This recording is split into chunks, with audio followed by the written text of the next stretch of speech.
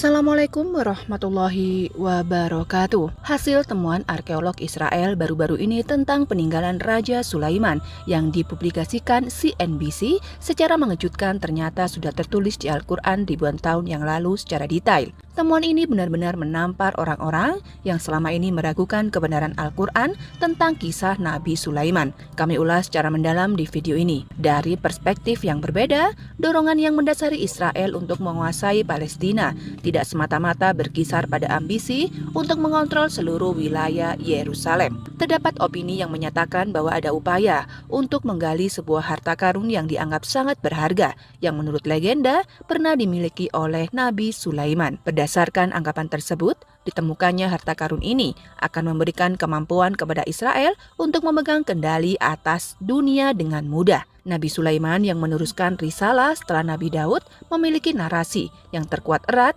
dengan kemakmuran, kekuatan, dan hubungan dengan perempuan. Berdasarkan keterangan dalam Al-Quran serta cerita yang beredar dalam tradisi agama Yahudi, Nabi Sulaiman tercatat sebagai pemimpin yang memerintah sebuah kerajaan yang sangat canggih. Kerajaan tersebut digambarkan sebagai kerajaan yang sangat maju, seakan-akan diciptakan dengan teknologi yang belum pernah ada sebelumnya. Menurut sebuah penelitian yang dikutip oleh media Republika, Istana Nabi Sulaiman dihiasi dengan karya-karya seni dan benda-benda yang menakjubkan, mampu mengagumkan setiap orang yang memandangnya. Menurut laporan, gerbang Istana Nabi Sulaiman terbuat dari kayu zaitun dan kayu cemara. Struktur bangunan ini menampilkan palet warna yang kaya, dengan setiap warna mewakili suatu ide. Biru untuk langit, merah untuk bumi, dan ungu sebagai simbolisasi pertemuan antara langit dan bumi. Dalam kompleks Istana Nabi Sulaiman terdapat beragam bangunan yang memukau, termasuk gapura yang terletak sudut barat daya. Kompleks ini juga menampung gedung pengadilan dan struktur lainnya yang tidak kalah penting. Kemegahan istana ini turut digambarkan dalam Al-Quran, di mana disebutkan bahwa Ratu Balkis pernah mengira lantai istana yang berkilauan adalah genangan air, sehingga ia mengangkat pakaian hingga betisnya. Sebagai informasi, kini yang masih berdiri dari runtuhan Istana Nabi Sulaiman adalah sebagai dinding. Pada zaman dahulu, istana yang indah ini telah hancur. Dalam ironi sejarah, setelah runtuhnya istana dan hanya dinding yang tersisa, komunitas Yahudi masa kini menganggap dinding tersebut sebagai warisan mereka, memberikannya nama khusus Wailing Wall atau tembok ratapan. Sejak munculnya gerakan Zionisme di wilayah Palestina, berbagai klaim dan pernyataan telah dibuat dengan niat untuk menguasai keseluruhan wilayah Yerusalem. Di antara klaim tersebut, ada yang berkaitan dengan Istana Nabi Sulaiman, dengan beberapa pihak menyatakan bahwa Masjid Al-Aqsa dibangun di atas apa yang diyakini sebagai reruntuhan istana tersebut. Dengan demikian, ada pendapat yang menyebutkan bahwa salah satu motivasi di balik tindakan penjajahan dan agresi yang dilakukan oleh Zionis Israel terhadap Palestina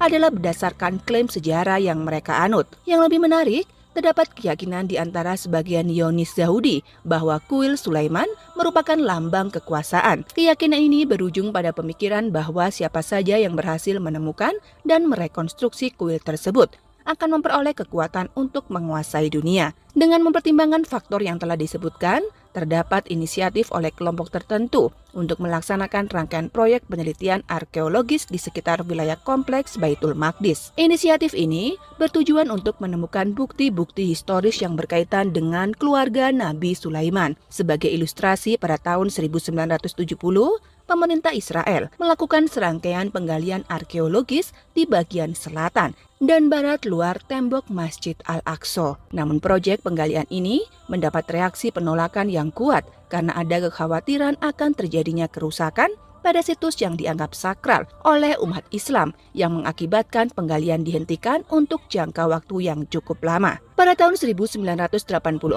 Departemen Arkeologi Israel menginisiasi kembali proyek penelitian arkeologis di area barat Masjid Al-Aqsa. Proyek ini terpaksa dihentikan menyusul keputusan UNESCO yang melarang kegiatan tersebut setelah ditemukan bukti bahwa kegiatan penggalian sebelumnya telah menyebabkan penurunan integritas struktural dan kondisi bangunan di kompleks Baitul Maqdis. Walaupun ada larangan dari UNESCO terhadap kegiatan penggalian di bawah wilayah kompleks Baitul Maqdis, laporan pada awal 2007 menunjukkan bahwa pihak Israel telah memulai kembali penggalian di lokasi yang sangat dekat dengan Masjid Al-Aqsa. Langkah ini telah mendapat tanggapan negatif dari komunitas muslim global yang merasa bahwa penggalian ini bertujuan untuk melemahkan struktur dasar Masjid Al-Aqsa. Sampai dengan periode saat ini, belum ada temuan yang secara definitif membuktikan eksistensi reruntuhan istana atau kuil yang diasosiasikan dengan Nabi Sulaiman di bawah area Masjid Al-Aqsa. Temuan yang telah dilaporkan oleh peneliti Israel hingga kini adalah sebuah terowongan bersejarah yang diperkirakan berasal dari masa pemerintahan Raja Yakub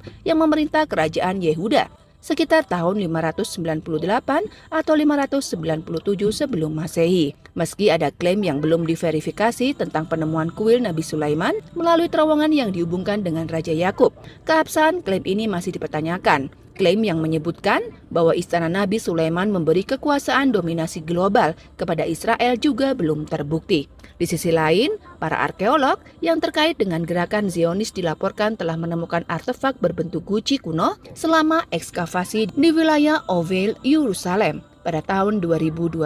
Berdasarkan informasi yang dirilis oleh CNBC, artefak kuno yang ditemukan bersama dengan 6 guci lainnya telah diidentifikasi secara mengejutkan sebagai benda peninggalan dari Raja Salomon yang juga dikenal sebagai Nabi Sulaiman. Meskipun artefak ini telah ditemukan selama 12 tahun yang lalu, para arkeolog baru saja mengungkapkan pemahaman penuh terhadap nilai historis dan signifikansi dari temuan ini selama lebih dari 10 tahun. Para peneliti dari berbagai disiplin ilmu telah berupaya memecahkan makna inskripsi pada guci kuno yang ditemukan. Meskipun banyak usaha, belum ada interpretasi yang diakui secara luas oleh komunitas arkeolog.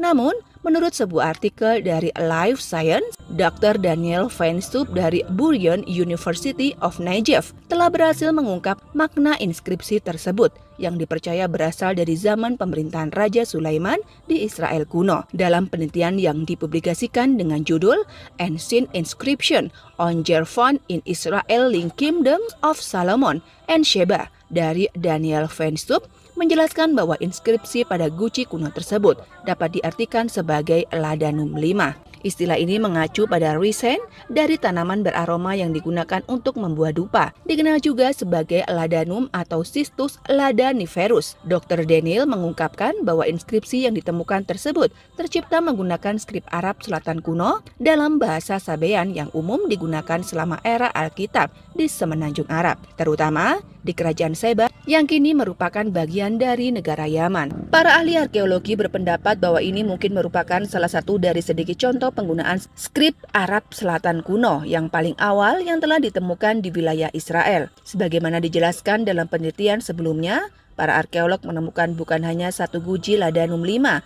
melainkan juga 6 guci tambahan. Temuan ini menunjukkan bahwa artefak-artefak tersebut mungkin berasal dari abad ke-10 sebelum Masehi. Dari bukti ini, para peneliti menyimpulkan adanya keterkaitan penting antara Raja Sulaiman dan Kerajaan Sheba. Berdasarkan manuskrip-manuskrip Islam, diketahui bahwa Kerajaan Sheba atau Saba diperintah oleh Ratu Balkis. Temuan ini menandakan bahwa para arkeolog tidak hanya mengungkap fakta baru tentang masa Nabi Sulaiman, tetapi juga telah menunjukkan bukti interaksi antara Nabi Sulaiman dan Ratu Balkis. Berdasarkan data penelitian terkini, terlihat bahwa hubungan antara Kerajaan Saba dan Kerajaan Nabi Sulaiman adalah kerjasama bilateral yang saling menguntungkan. Ratu Balkis beserta kerajaannya memegang peranan kunci dalam pengembangan tanaman-tanaman penting yang digunakan dalam pembuatan parfum dan dupa. Hubungan Kerajaan Saba dan Nabi Sulaiman ini diceritakan secara detail dalam Al-Quran dan baru beberapa waktu terakhir bisa dibuktikan dengan ilmu pengetahuan.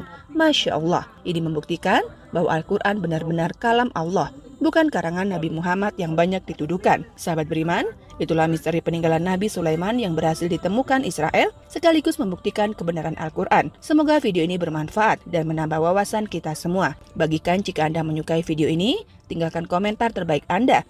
Jangan lupa like dan subscribe channel ini. Terima kasih sudah menyimak video ini sampai habis. Nantikan video kami berikutnya.